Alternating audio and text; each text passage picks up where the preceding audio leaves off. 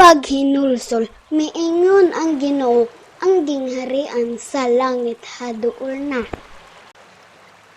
Marcos Kapitulo 12. Unya, didto'y usa ka magtutudlo sa balaod nga nakabati sa panaglalis nila.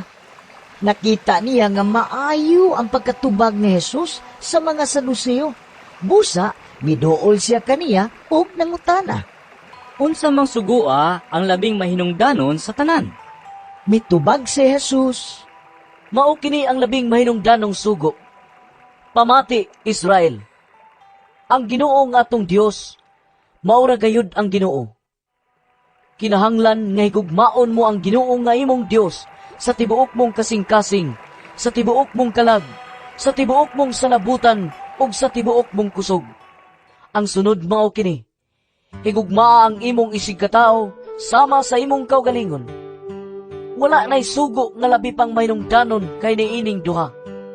Ang magtutudlo sa balaod, miingon kang Jesus. Husto ka na, magtutudlo. Tinuod nga ang imong gisulti nga ang Ginoo lamang maoy Dios ug wala nay laing Dios gawas kaniya.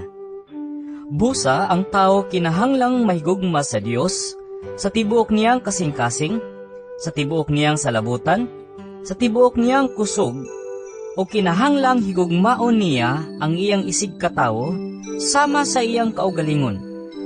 Mas maayo ang pagtuman ni ining duha ka sugo kaysa pagdala og mga mananap nga sunugon ibabaw sa halaran o sa paghatag og ubang mga halad ngadto sa Dios.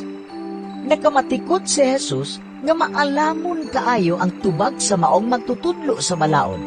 Busa, miingon siya kaniya, Dili ka halayo sa gingharian sa Dios. og wala nagayoy nangahas pagpangutana kaniya.